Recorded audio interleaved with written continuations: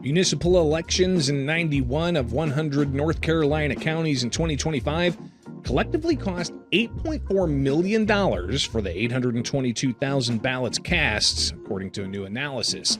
And it begs the question on just how much does it cost taxpayers per vote?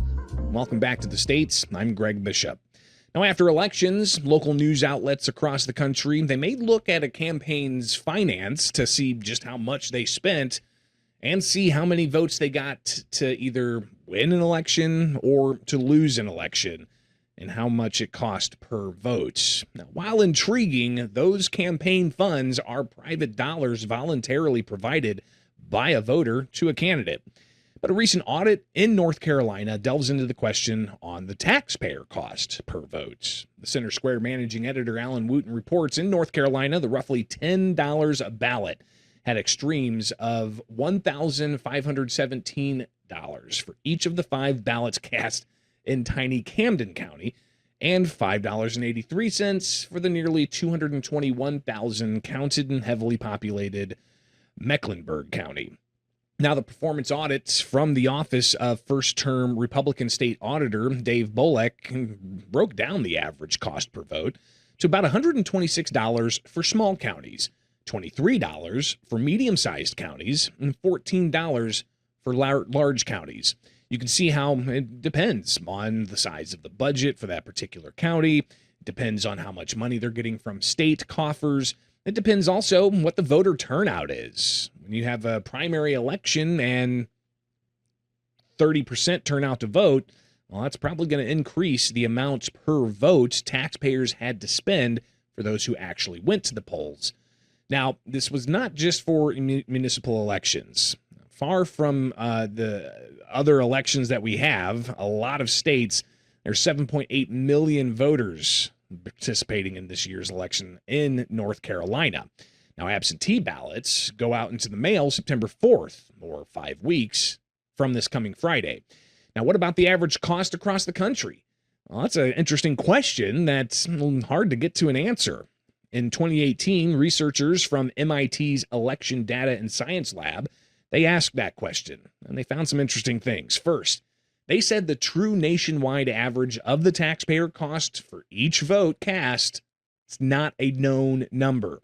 In 2000, they say a study was done by Caltech MIT called Voting, What Is, What Could Be. They estimated the cost of an election at about $1 billion over the entirety of the United States, which they calculated to be about $10 per voter. Now, the report noted that localities spent more on solid waste management and parks than they did on elections. They also noted no central location for election cost data, not to mention no standardization for ways to report such data. Now, the most recent update from MIT in 2018, it shows that turnout, provisional votes, and registered voters, no scholars that they were aware of, have unearthed cost data in a systemic and nationwide approach.